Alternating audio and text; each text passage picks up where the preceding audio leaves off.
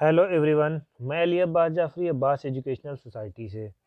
आज हम हिंदी साहित्य सागर से काकी के ऊपर डिस्कस करने वाले हैं। ये एक्सप्लेनेशन है, एमसीक्यू टाइप के क्वेश्चंस भी आपको मिलेंगे, एक्सप्लेनेशन भी है, और बहुत से जो क्वेश्चन जहाँ जहाँ से बनने वाले होते हैं या बन रहे हैं उसके बारे में भी आपको बताया जाएगा। ठीक है, तो इसके सबसे पहले लेखक का नाम क्या है काकी के? सिया रामचरण गुप्त। ठीक है, इनका जन्म कहाँ हुआ था? झांसी के निकट चीर गांव में।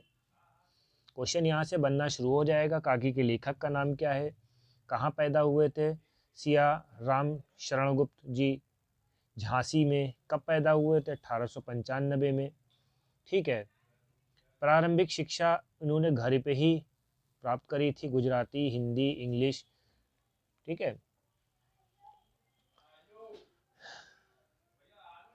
इसमें इन्होंने और बताया है, गुप्त जी को दीर्घकालीन साहित्य सेवाओं के लिए 1962 में सरस्वती हिरंग जयंती के अवसर पर सम्मानित करा गया। सरस्वती हिरंग जयंती के अवसर पर किस लेखक को सम्मानित करा गया? इनको। ठीक है, इन्होंने नागरिक प्रचारणी सभा वाराणसी द्वारा सुधार पदक से भी विभूषित करा गया, यानी कि सुधार पदक भी आपको मिला। ठीक है, 1963 में इनका निधन हो गया। इस पे भी क्वेश्चन बन सकता है, जो हाईलाइटेड पोर्शन है इस पे क्वेश्चन बन सकता है। ठीक है, अनाथ है, आद्रा है, दुर्वादल है, इनके खंड काव्य है। मनुष्य कहानी है संग्रह। ठीक है, पूर्व पर्व नाटक है। अनुरूपा अमृतपुर कविता संग्रह है। गुप्त जी की भाषा जो है सरल और सहज और व्यवहारिक। अब इस पे क्वेश्चन बन सकते हैं कि अनाथ सियाराम चरण गुप्त की क्या है? ये क्या है? आपकी खंड काव्य है। मनुष्य क्या है? कहानी है। ठीक है, इस तरह से क्वेश्चन बनेंगे। तो अब हम शुरू कर रहे हैं जो मेन चैप्टर है आपका, काकी। काकी एक स्टोरी है जिसमें शामू होता है, उसकी माँ मर जाती है, तो उसी के बिहाफ पे पूरी स्टोरी उसी पे सर्कुलेट होती है, क्योंकि वो अपनी माँ को बहुत चाहता है, मानता है, और किस तरह से क्या क्या चीज़ अरेंजमेंट करता है कि हम अपनी काकी को बुला सकें। तो पूरी स्टोरी इसी के बिहाफ पे है। ठीक है, तो चलिए स्टार्ट करते हैं। उस दिन बड़े सवेरे शामू की नींद खुली तो उसने देखा घर भर में कोहराम मचा हुआ है। मीनिंग पूछेंगे, कोहराम का मतलब यानी कि रोना। ठीक है, उसकी माँ नीचे से ऊपर तक एक कपड़ा ओढ़े कंबल पर भूमि शयन कर रही है। भूमि शयन का मतलब नहीं कि ज़मीन पे लेटा है। ठीक है, घर के सभी लोग उसे घेर कर करुण ढंग से विलाप कर रहे हैं। विलाप का मतलब रोना। ठीक है, ये भी पूछ सकते हैं। जब लोग उमा को शमशान लिए जा रहे तब इनकी माँ का नाम क्या था? उमा। ठीक है, तब शामू ने उपद्रव मचाया। उपद्रव का मतलब यानी कि तहलका मचाया, परेशान करा कि कहाँ लिए के जा रहे हो। ठीक है, लोगों के हाथ से छूटकर वह उमा के ऊपर जा गिरा। बोला, काकी सो रही है, इन्हें इस तरह उठा के कहाँ लिए जा रहे हो? मैं जाने नहीं दूंगा। लोग बड़ी कठिनता से उसे हटा पाए। ठीक है, काकी के दाह संस्कार में उसे जाने नहीं दिया। एक दासी राम राम करके उसे घर पर ही संभाले रही। अब अगर पूछा जाएगा उसको कौन घर पे संभाले था, तो आपका आंसर होना चाहिए एक दासी। ठीक है, एक क्वेश्चन यहाँ से हो गया। यद्यपि बुद्धिमान गुरुजनों ने उसे विश्वास दिलाया कि काकी मामा के यहाँ गई है। मामा के यहाँ गई है काकी, तो ये किसने विश्वास दिलाया? बुद्धिमान गुरुजनों ने। फिर क्वेश्चन को रिवर्स कर देंगे, तो क्या है? बुद्धिमान गुरुजनों ने क्या कहाँ बताया कि कहाँ गई है? मामा के यहाँ। परंतु असत्य की आवरण में सत्य छिप नहीं सका। आसपास एक अबोध बालकों के मुंह से वह प्रकट हो गया। ठीक है, कैसे प्रकट हो गया, किसने बताया? अबोध बालक जो वहां पर बैठे हुए थे। यह बात उसे छिपी ना सकी। काकी कहीं नहीं, ऊपर राम के यहाँ गई है। काकी कहाँ गई? राम के यहाँ गई है। ठीक है, काकी कई दिन तक लगातार रोते रोते उसका रुदन तो क्रमशः शांत हो गया, परंतु शोक शांत न हो सका। रोते रोते बहुत ज़्यादा उसे तकलीफ हुई और शांत तो हो गया, मगर वो कभी ना कभी वो सोचा ही करता था उसके बारे में। वर्षा के अनंतर, अनंतर का माने पूछा जाएगा तो उस लिख दिएगा उसके बाद। एक दो दिन में पृथ्वी के ऊपर पानी तो अगोचर हो जाता, परंतु भीतर ही भीतर उसकी आर्द्रता जैसे बहुत दिनों तक बनी रहती है। पानी बरसता है तो उसकी आर्द्रता, यानी आर्द्रता का मतलब यानी नमी बनी रहती है, ठीक है। वैसे ही उसके अंत स्थल में, ठीक है, वह शोक जाकर बस गया था। वह प्रायः अकेला बैठा शोक शून्य मन से आकाश की ओर ताका करता था।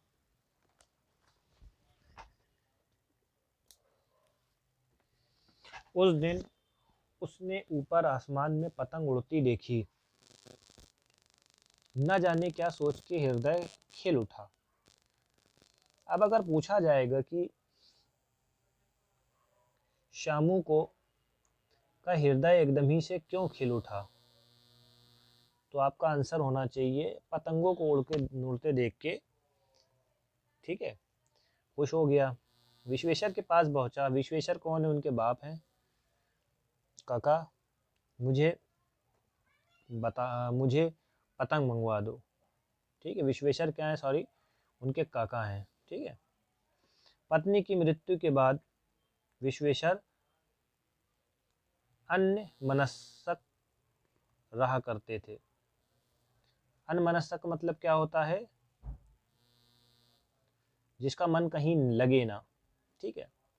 अच्छा, मंगा दूंगा कह के वो उदास भाव से कहीं चले गए। शामू पतंग के लिए उत्कंठित था। उत्कंठित का मतलब यानी कि बहुत ज़्यादा एक्साइटेड था। वह अपनी इच्छा से किसी तरह रोक न सका। एक जगह खूंटी पर विश्वेश्वर का कोट टंगा हुआ था। इधर उधर देखकर स्टूल सरका कर रखा और चढ़कर कोट की जेब टटोली, उसमें से चवन्नी निकालकर वहां तुरंत भाग गया। अब अगर पूछा जाएगा कि शामू ने कोट की पैंट से कितने पैसे निकाले, पहली मतलब 25 54 पैसे, ठीक है। सुखिया दासी का लड़का भोला शामू का समन्वयक साथी था। समन्वयक का मतलब यानी कि साथ का समान। शामू उसे चवन्नी देकर कहा, अपनी जीजी से कह के गुपचुप एक पतंग और डोर मंगा दो। शामू ने किसको पैसा दिया? भोला को। क्या कहा? कि जीजी से कह के एक डोर मंगा दो, अकेले में लाना, कोई जान न पाए। पतंग आई। एक अंधेरे घर में उसे डोर बांधी जाने लगी। फिर शामू ने धीरे से बोला, किसी से कहोगे तो नहीं? एक बात कहूँ? भोला ने सिर हिला के कहा, नहीं, किसी से नहीं कहूँगा। शामू ने सिर हिला के कहा, मैं पतंग ऊपर राम के यहाँ भेजूंगा। इनको पतंग कहाँ भेजनी थी? राम के यहाँ।